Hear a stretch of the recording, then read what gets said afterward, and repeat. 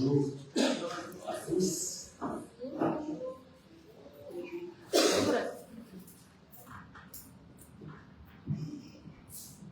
Avant de prêcher, je veux dire un mot sur l'adoration. Tu sais, ta dévotion que tu vis de chaque jour, ça fait une différence de notre temps d'adoration aussi. Mais comment? Si tu donnes ta vie à Dieu, ta dévotion de chaque jour, toutes les petites décisions que tu prends chaque jour pour honorer Dieu, ça fait que ça devient comme un champ gravitationnel pour la présence de Dieu dans ta vie. Ça fait que, comme tu adores Dieu, comme dans chaque petite décision tu lui donnes la priorité dans ta vie, ça oriente tout ton être envers lui. Et le dimanche, si nous venons ensemble ici, ça se voit comment toutes ces petites moments de dévotion de ta vie seront ensemble avec les moments de dévotion de toutes les autres, et ça devient comme un champ gravitationnel beaucoup plus puissant. Vous comprenez ce concept? La gravitation, n'est-ce pas? Et ça fait que, si on est là, au culte, tout ensemble, cette gravitation, ça fait que ça oriente nous tous envers le Seigneur, dans sa présence. Et dans les moments qui sont très difficiles, quand tu ne te sens pas du tout comme si tu peux vraiment rentrer dans la présence de Dieu parce que tu ne comprends pas des choses, comme peut-être ton corps aussi est lourd ce matin, cette gravitation peut t'amener dans la présence de Dieu, tu comprends? Alors ça fait une différence, comment tu vis ta vie, ça fait une différence.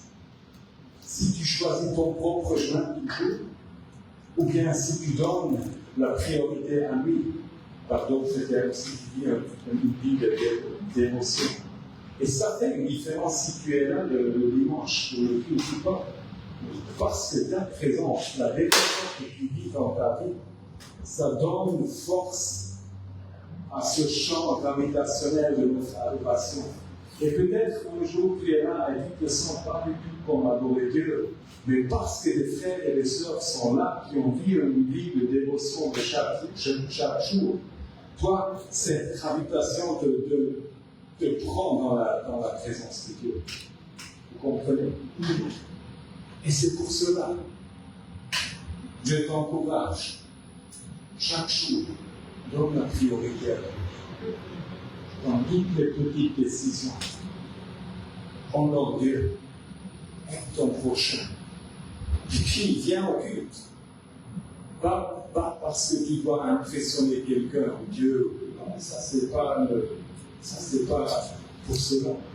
Mais ta présence fait une différence dans l'adoration. Ça fait une différence. Et à la fois, toi-même, qui ne te sens pas vraiment proche de Dieu par la gravitation de l'adoration de toute l'Église, toi qui es poussé vers sa présence et ta vie s'oriente de nouveau à lui. Tu comprends?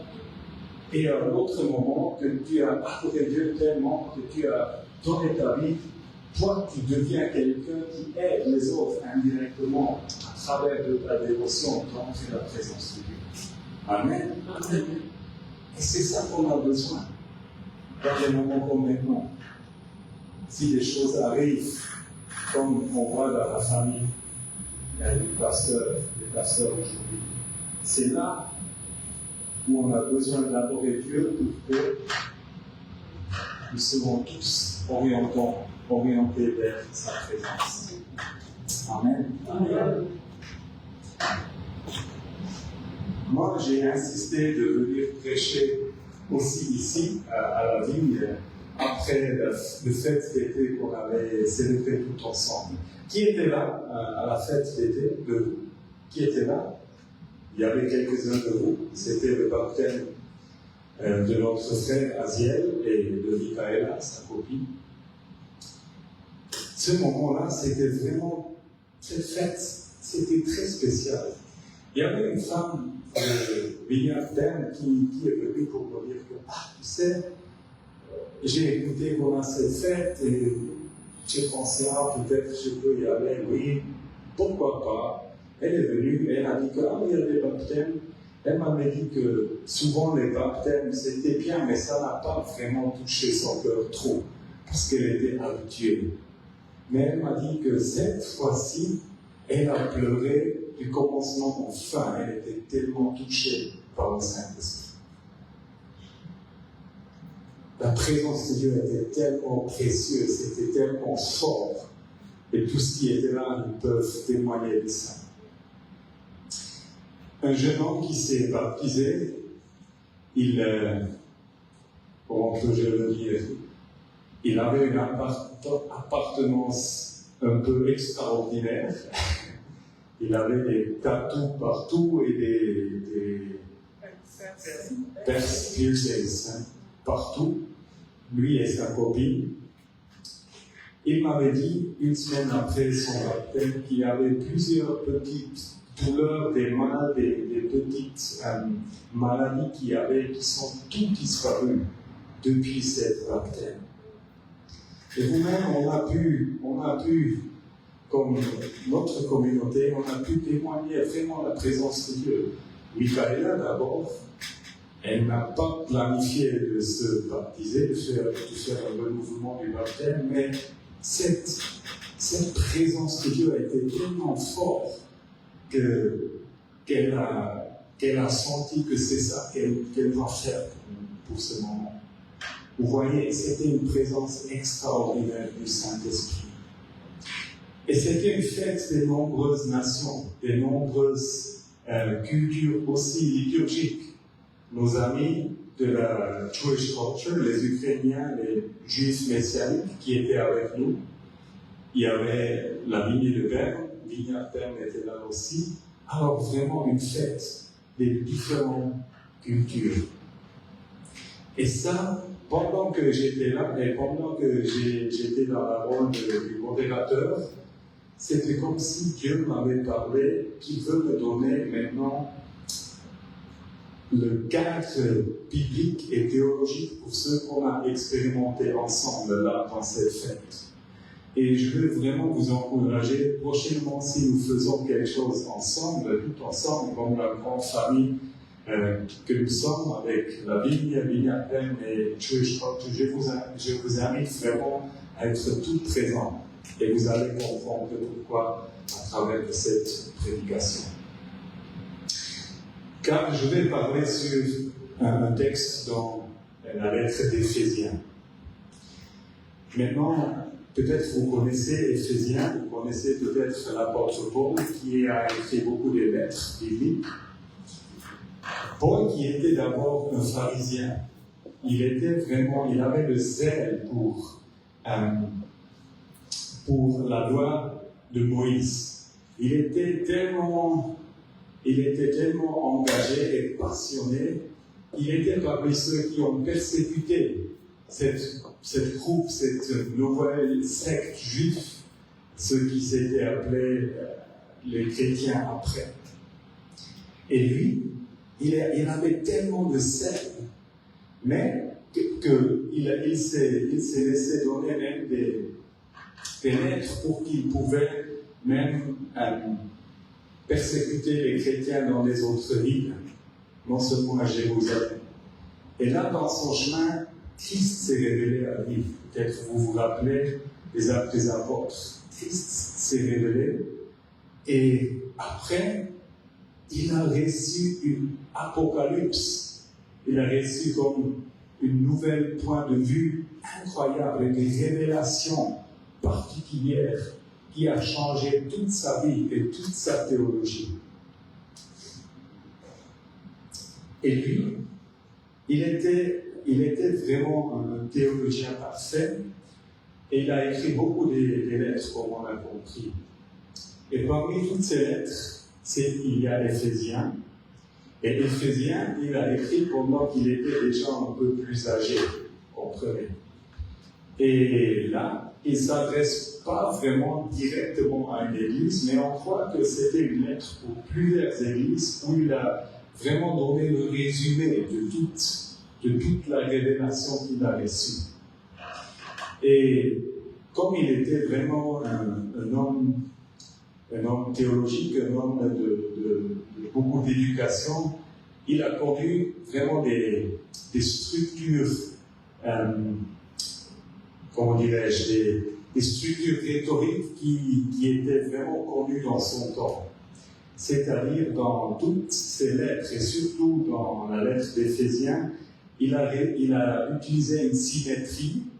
Il a commencé avec une chanson pour Dieu, il a terminé avec une chanson pour Dieu, puis il a prié, et avant de chanter, il a encore prié, et au milieu, il y avait vraiment les points clés de sa théologie, de sa révélation. Et maintenant, les premiers 3 chapitres d'Éphésiens, c'était vraiment là où il a développé cette logique, cette révélation qu'il a mis au cœur. Et là, on voit que c'est le cœur de ses pensées qu'il présente en Éphésiens. Et si on pense que l'Éphésiens, c'est le résumé de toute sa théologie, on va comprendre que ce texte qu'on va lire aujourd'hui, c'est vraiment le cœur de toute la révélation qu'il a reçue. Ça fait que ça devient quelque chose de très intéressant. Et le passage qu'on va lire aujourd'hui, c'est Éphésiens 2, 11 à 22. Et on va voir que la dernière partie, c'est vraiment le centre de la théologie paulienne. Et je demande notre frère de lire le texte. Éphésiens 2, 11 à 22.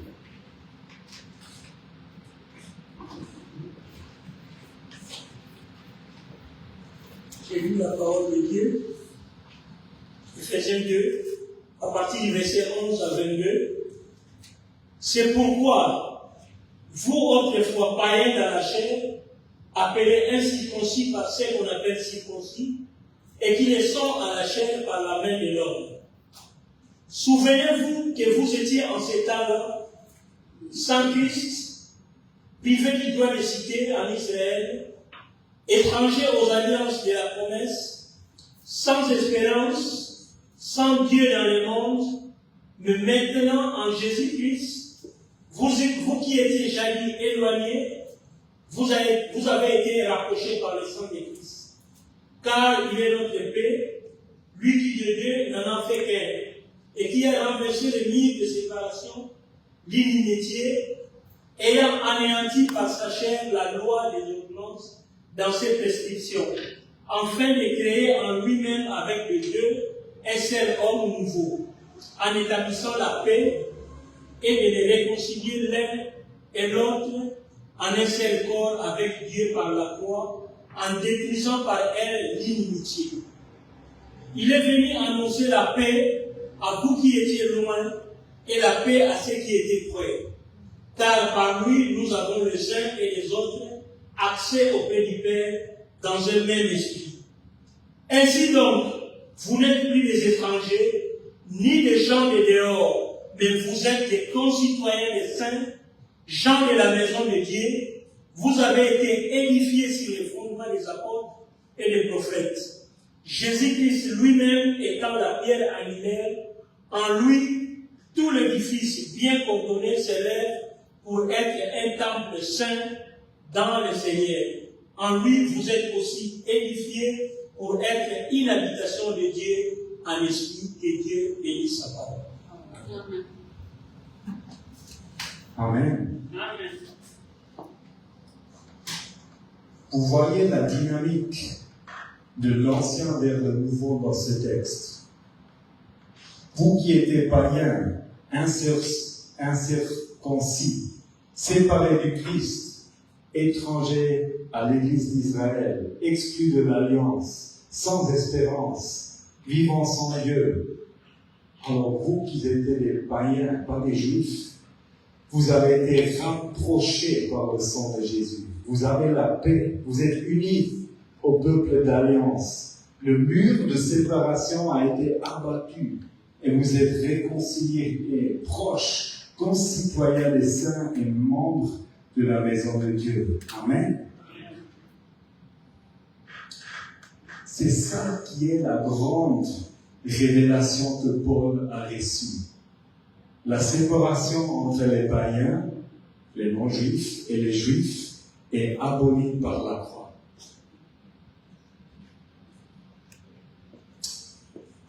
Et votre réaction me montre comment cette révélation est devenue quelque chose de normal.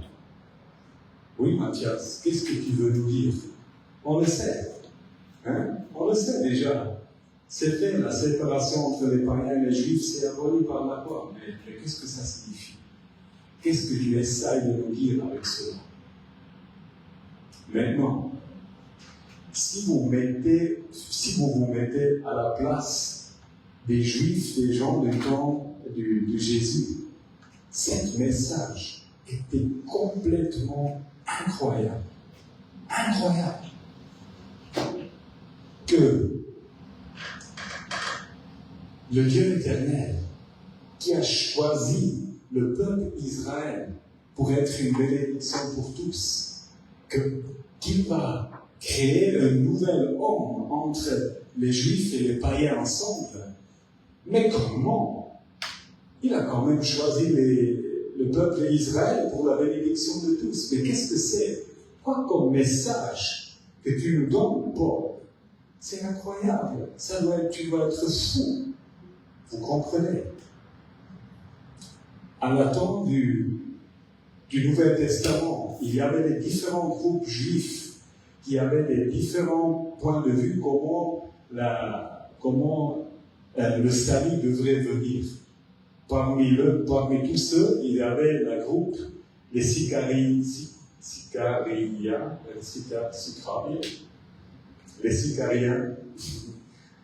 vous allez me corriger, hein? C'est eux qui pensaient qu'il faut prendre les armes pour rejeter les Romains d'Israël, de Jérusalem, pour libérer Israël, pour que le Messie puisse revenir et régner à Jérusalem, et pour que le temps de la maison de David peut continuer. C'était un groupe. Il y avait un autre groupe qui pensait vraiment non, le royaume de Dieu c'est quelque chose de complètement intérieur. Ils se sont allés dans le désert pour cultiver cette vie intérieure. Mais l'autre groupe, c'était les pharisiens. Parmi eux, il y avait Paul, qui pensait que non, c'est à nous, les Juifs, nous devons cultiver vraiment la loi de Moïse. On doit vraiment vivre dans la loi de Moïse. Et si seulement nous vivons dans ça, c'est là où Dieu va nous aider à voir le salut encore. Alors, c'est nous devons vivre à l'accordance de la loi de Moïse. Comprenez? Et Paul, il était quelqu'un de ce groupe. Eux, ils ont vu que le salut, c'est exclusivement pour les Juifs. Comprenez? Le salut, c'est pour nous. Ils ont déjà oublié que la loi a été donnée pour qu'il puisse être une bénédiction pour tous. Elle a été donnée chez nous, et nous devons vivre comme Dieu le disait, et comme cela, nous allons vivre, nous, comme les Juifs, nous allons vivre le salut. Alors, cette pensée que la séparation entre les Juifs et les païens, cette mur était détruite et abolie, c'était quelque chose de complètement incroyable. Vous n'appartenez pas au peuple de Dieu, vous êtes devenus membres, vous êtes devenus concitoyens des saints, gens de la maison de Dieu, le temple. C'est tout plein de cette métaphore du temple. Et si vous vous rappelez, peut-être si vous connaissez un peu la logique du temple, dans le temple, il y avait les différents les différents espaces. Il y avait un espace au dehors où les païens ont eu le droit d'y être. Mais dans cet espace, il y avait une mur, et cette mur, les païens n'ont pas pu. Cette mur, les païens n'ont pas pu traverser, merci. S'ils ont traversé cette mur et ils étaient trouvés, ils disent qu'ils sont responsables pour leur propre mort. Alors, le temple est le lieu de la présence de Dieu, le Saint des Saints. C'est là où, dans l'imagination, les Juifs, c'était la présence de Dieu. Alors, il y avait cette mur qui séparait les païens pour venir plus proche à la présence de Dieu. Alors, cette mur, Jésus a aboli. Mais aussi, dans le temple, il y avait une place où tous les Juifs étaient permis, mais pas tous les Juifs. Il y avait une place où les femmes ont pu être là aussi. Mais les femmes n'ont pas eu le droit d'aller plus proche. Il y avait encore une mur qui séparait les femmes juives des hommes juifs pour aller dans le temple, dans le lieu saint. Et comme vous le savez peut-être, il y avait le Saint des Saints où seulement un homme a pu entrer une fois par an, le haut prêtre. Alors, dans ce texte, Paul a reçu la révélation que la mur qui a séparé les païens et les juifs ont été abattus. Mais non seulement la mur qui a séparé les païens et les juifs, mais aussi la mur qui séparait les femmes juives et les hommes juifs. Elle a été abattue. Et ceux qui étaient loin, ils sont devenus proches. Vous comprenez? Et il a créé une nouvelle humanité. Une nouvelle monde, c'est-à-dire une nouvelle humanité. Dans le temps du Nouvel Testament, les caractéristiques extérieures, alors l'appartenance ethnique, le sexe, a défini comment tu peux approcher la présence de Dieu. Vous comprenez? Si tu étais païen, dommage, comme la plupart de nous tous, je pense. Je ne sais pas s'il y a quelqu'un qui est juif ici. Dommage pour nous, dans ce temps-là.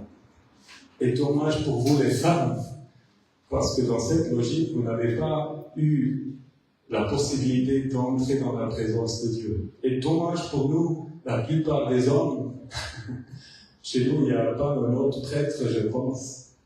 Personne de nous aura pu entrer dans la présence de Dieu. Mais cette mur, Jésus a abattu. Nous, qui étions loin, il a rendu proches. Et nous sommes devenus comme des concitoyens des saints.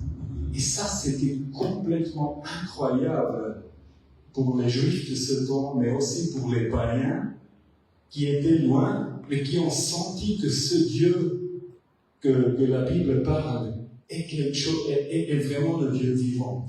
Quelle nouvelle! Et on peut croire maintenant que, waouh, ça pouvait signifier, ok, maintenant, le temple est toujours là. Venez, vous pouvez tous entrer. Venez les païens. Allez, venez proche au centre du temple. Et même les femmes, venez, avancez. Au sein des saints. Mais non. C'était même plus profonde. La révélation que Paul avait reçue.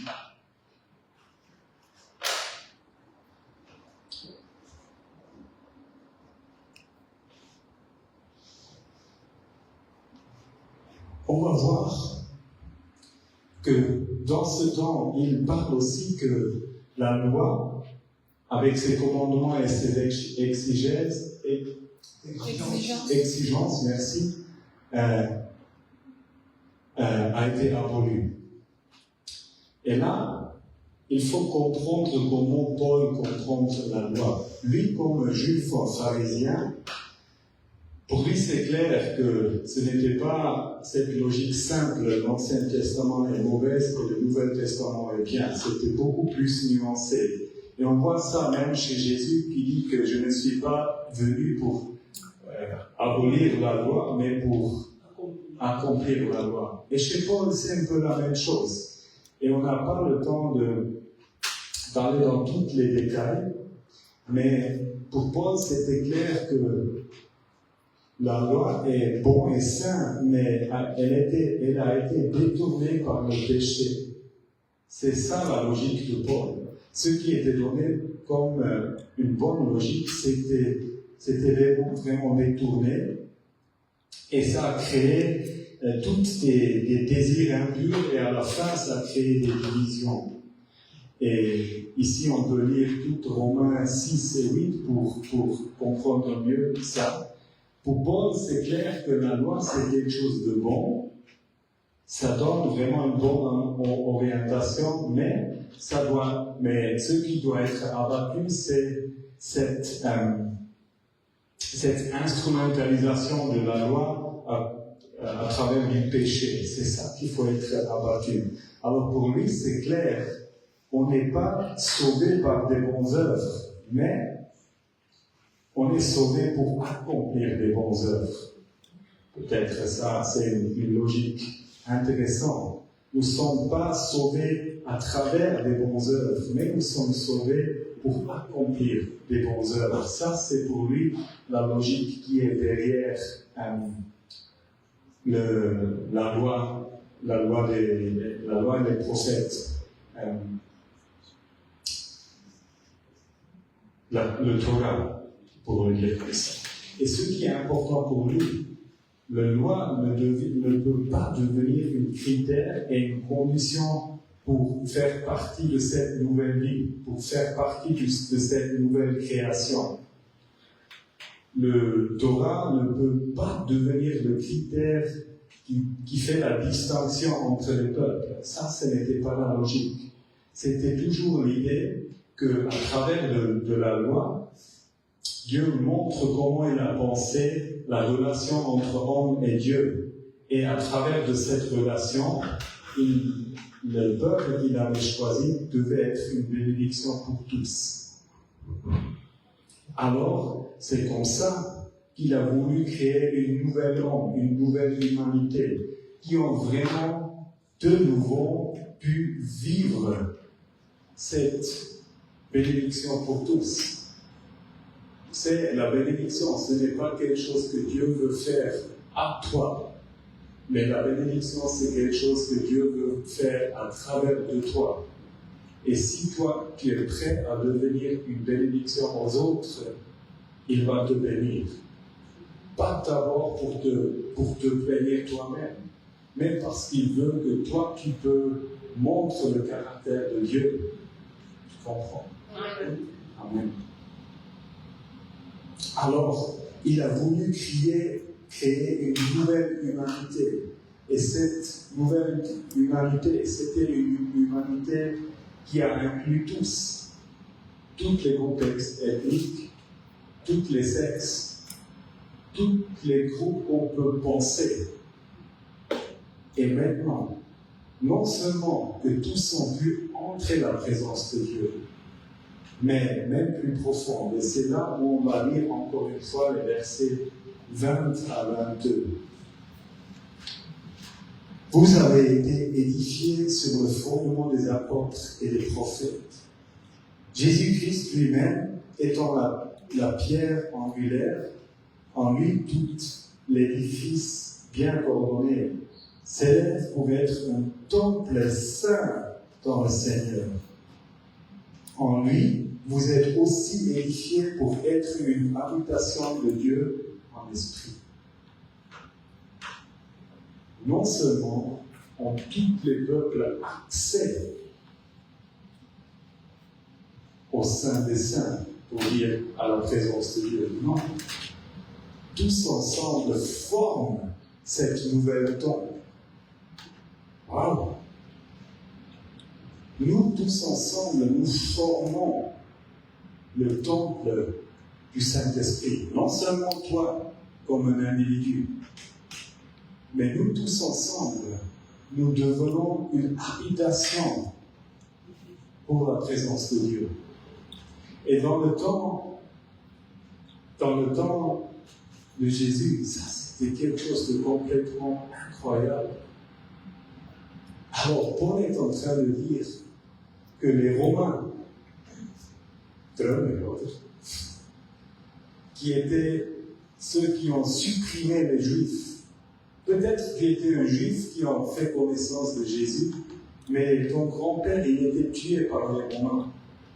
Et maintenant, quelqu'un qui vient pour dire que vous, les Juifs, ensemble avec les païens, c'est-à-dire les Romains, vous devenez ensemble le temple de ce Dieu. Non, mais c'est quoi? Vous comprenez vraiment la dynamique explosive de cette révélation que Paul avait reçue. C'est incroyable. C'est incroyable. Avant, le salut était vraiment seulement pour les Juifs, mais maintenant, tous ensemble ont formé le temple. Incroyable. Et si tu te rappelles du temple, le temple, c'était toujours le lieu où le ciel et la terre sont venus ensemble. D'abord, l'idée c'était toute la création était comme le temple de Dieu. Il a créé le monde et il a mis l'homme dans le milieu, l'homme qui est créé dans son appartenance, dans son image. L'homme était comme l'icône de Dieu dans le monde. Et le ciel et la terre étaient unis. Mais puis l'homme a pensé qu'il sait lui-même mieux comment faire. Et c'est après qu'ils ont reçu la tente de la rencontre, le peuple d'Israël. Après, Salomon a construit le premier temple. C'était là où la présence de Dieu était. Ils se sont rassemblés 3 fois par an. Et puis, Ézéchiel, un des prophètes, a déclaré plus tard comment la présence de Dieu a quitté le temple. Le peuple d'Israël a dû aller à Babylone après qu'ils étaient détruits, qu'ils ont perdu la guerre. Le peuple a été déporté dans Babylone et c'était Zorobabel qui a reconstruit le temple. On lit ça dans Esdras et Néhémie qu'ils ont reconstruit la mur et puis le temple. Mais la présence de Dieu n'est jamais revenue dans cet temple. Et au temps de Jésus, il y avait le temple, mais il y avait cette compréhension que cette présence, cette Shekinah de Dieu n'est jamais vraiment remontrée. Et il y avait cette question, mais comment la présence de Dieu peut être de nouveau avec nous? Alors il y avait des prophètes comme Ézéchiel, Agé, Zacharie, qui promettaient un nouveau temple par le Messie. Et c'était l'attente au temps des gens qui pensaient comment Dieu va faire pour reconstruire ce temple avec la pleine présence de Dieu. Et comme on sait bien, c'est Jésus qui avait dit détruisez ce temple en 3 jours et je le détruisez ce temple et en 3 jours je le renouvellerai. Et c'était son corps. Jésus avait déjà parlé de ça. Et c'est maintenant Paul qui a la révélation que nous tous formons ce temple. Nous tous devenons le corps de Christ. Non seulement les Juifs, mais les différents peuples ensemble. Et nous savons bien, si on lit la Bible, dans l'Apocalypse, il y a le Nouvelle Jérusalem qui descend du ciel à la terre. Mais là, il n'y a plus de temple. Pourquoi? Parce que nous tous sommes ensemble le temple de Dieu qui vit dans notre communauté, dans l'unité de nous tous. Alors, grâce à l'œuvre de Jésus sur la croix, il y a non seulement la séparation entre les païens et les juifs est abolie, et non seulement tous peuvent entrer le temple, mais maintenant nous formons tous le temple du Dieu vivant. c'est vraiment une idée complètement fou à l'époque. Et nous devons comprendre de nouveau cette nouveauté. Malheureusement, si on regarde l'histoire du christianisme, l'Église a quitté les racines juives très vite. Et cette liturgie juive messianique était perdue. C'était perdu pour beaucoup de siècles. Mais il y a une centaine d'années que de nouveau il y avait cette liturgie aussi messianique, cette notion que des Juifs qui ont compris que Jésus est leur Messie, qui sont restés comme des Juifs, mais qui témoignent que Jésus est le vrai Messie. Et peut-être vous sentez maintenant un peu pourquoi je pense que notre fête qu'on avait vécue ensemble était tellement spéciale. Pourquoi? On a célébré tout ensemble. Les hommes, les femmes, les gens des différentes cultures, les gens des différentes liturgies. On s'est tous centrés autour de Jésus-Christ.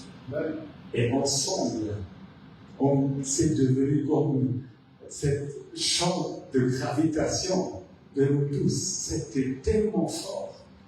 C'était tellement fort que même les gens qui étaient là, qui peut-être ne connaissaient pas tellement Dieu, ils étaient tellement attirés par cette gravitation qu'ils ont commencé à comprendre quelque chose ici et différent. Et vous savez, pour Paul, ce n'était non seulement une révélation, non seulement lui, il était un bon théologien qui a reçu les bonnes paroles, qui a fait beaucoup des études. Mais cette révélation qu'il a reçue s'est incarnée dans les églises qu'il avait implantées. Mais comment on le sait?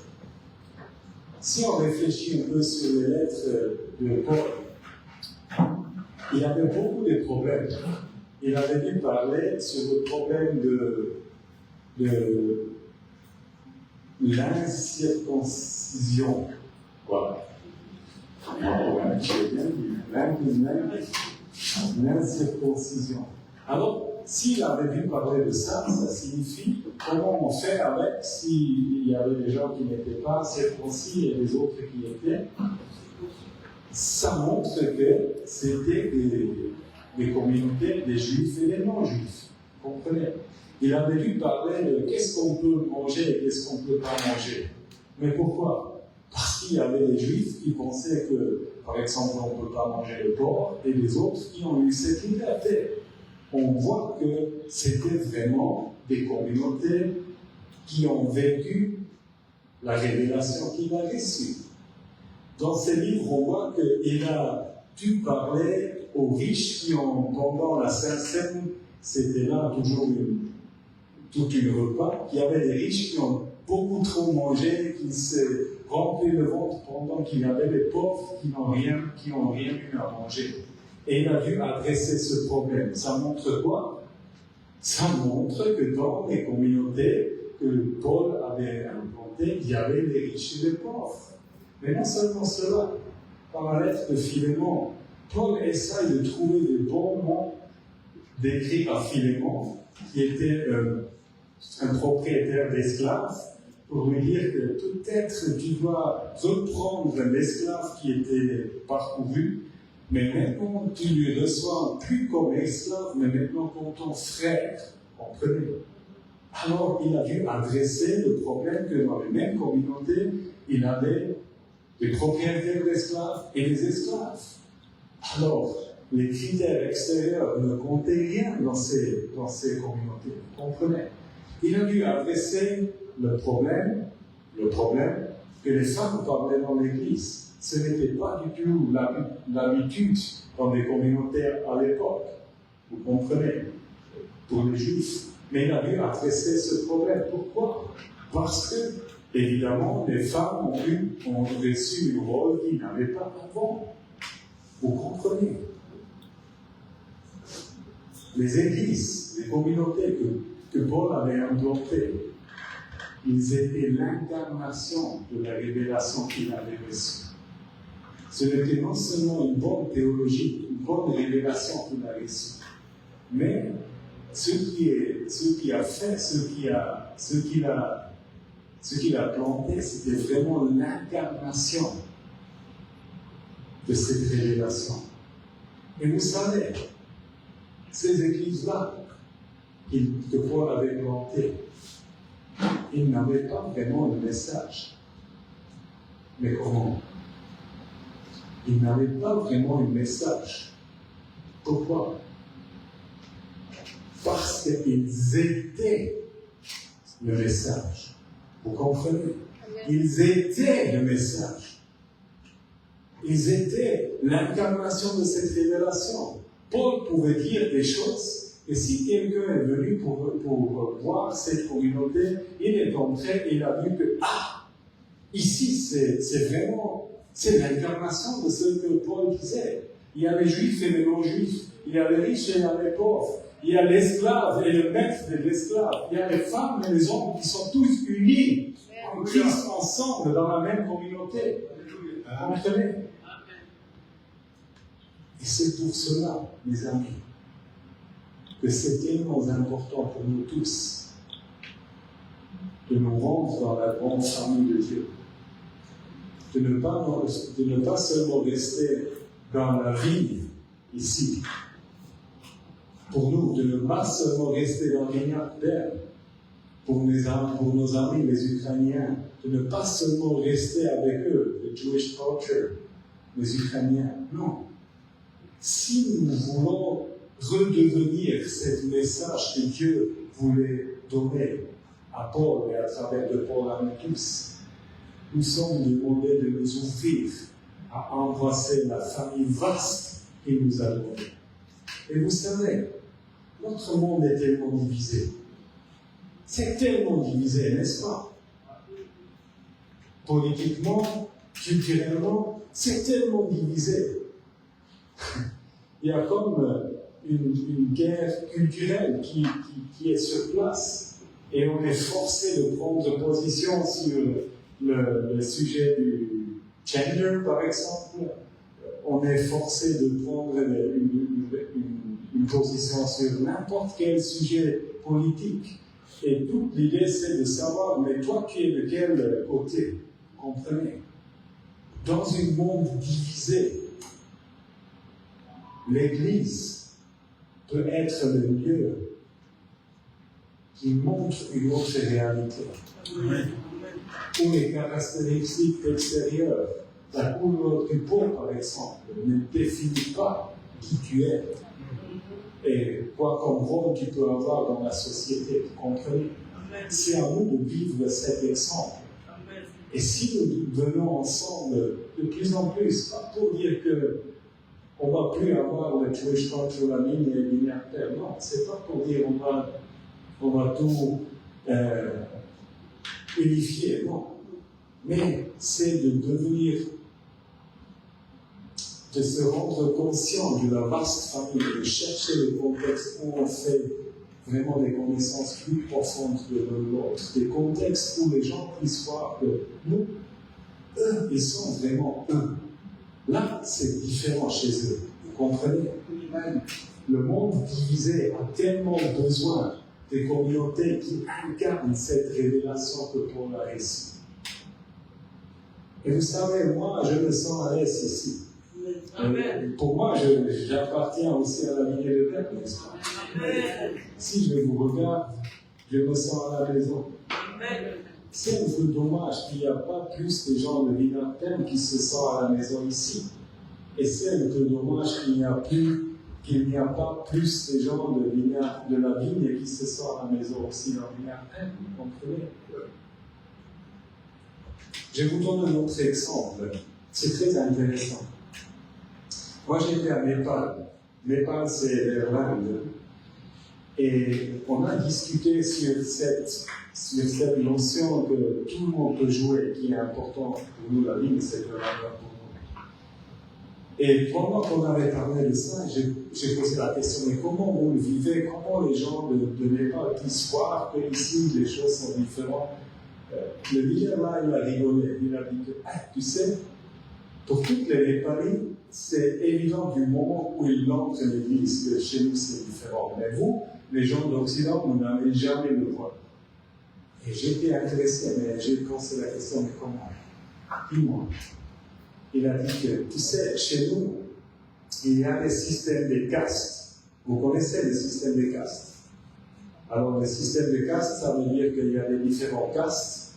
C'est des groupes de gens qui ne se mélangent pas du tout. Alors, si tu es d'une caste, tu ne peux pas manger quelque chose que quelqu'un d'une autre caste a préparé, vous comprenez? C'est vraiment la division parfaite d'une société.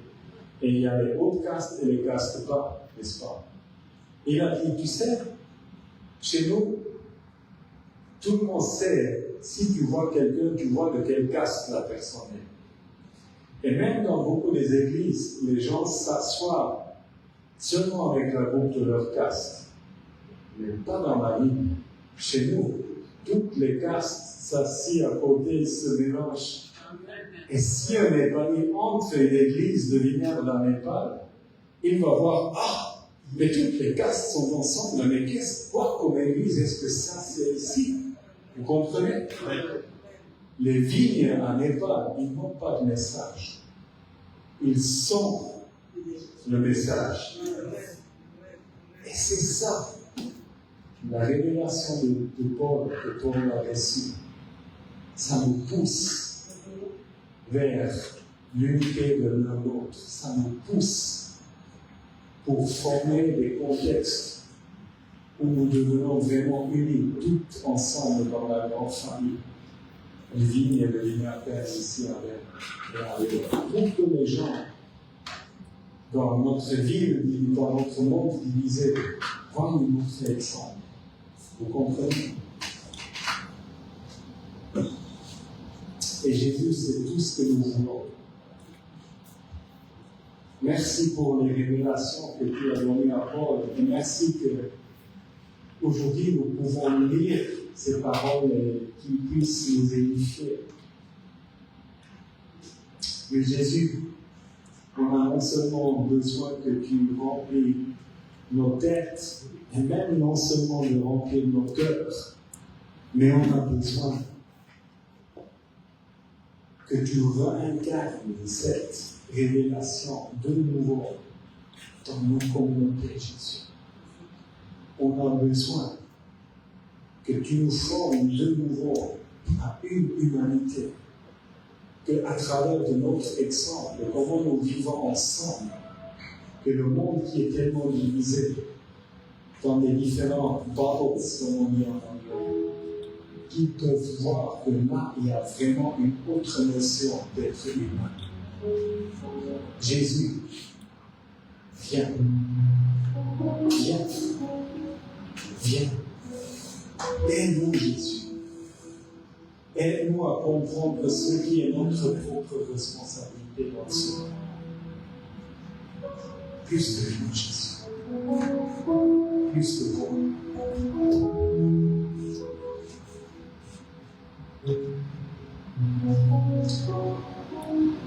Une chose qu'on avait fait, quand j'ai prêché chez nous à Vineyard de Berne, j'ai eu l'idée de faire comme une. C'est pas vraiment un groupe, mais on peut s'inscrire si on veut faire connaissance. Si les gens de Vineyard veulent faire connaissance de quelqu'un de la Jewish culture, des Ukrainiens, ou bien de la vigne, qu'ils peuvent s'inscrire et qu'on peut s'inviter à manger de l'autre pour qu'il y ait plus de liens entre nos différentes communautés. Vous comprenez? Alors, dommage que maman et papa ne peuvent pas être là aujourd'hui. On n'a pas déjà compris comment on peut le faire, mais ça va être une manière comment on peut renforcer les liens entre nos différentes communautés. Pas vraiment trop organisé dans le sens qu'on va faire des meetings de loi, mais vraiment seulement informellement qu'on s'invite à manger, qu'on fait connaissance de l'autre, pour renforcer les liens, que peut-être prochainement, si on a une fête qu'on célèbre ensemble, qu'on connaît déjà quelqu'un des autres communautés. Alors, vous pouvez être... ça, c'est comme une information avant l'information concrète. Amen. Amen. Amen. Et vous savez, il y a vraiment la bonté dans l'ensemble. Moi et Aziel, on se voit depuis quelques mois, on se voit régulièrement. Pour moi, c'est une bénédiction. Vous comprenez? Peut-être, toi qui as quelque chose à donner aussi à quelqu'un des autres communautés, n'est-ce pas? Peut-être, toi qui as quelque chose qui peut édifier quelqu'un de la church culture de la lumière de Dieu. Et vice-versa, peut-être qu'il y a quelqu'un là-bas qui peut être un support pour toi dans une certaine moment. Et c'est ça que nous aimons à cultiver au futur. On est beaucoup plus proches pour que nous pouvons devenir un signe prophétique dans cette monde. Amen.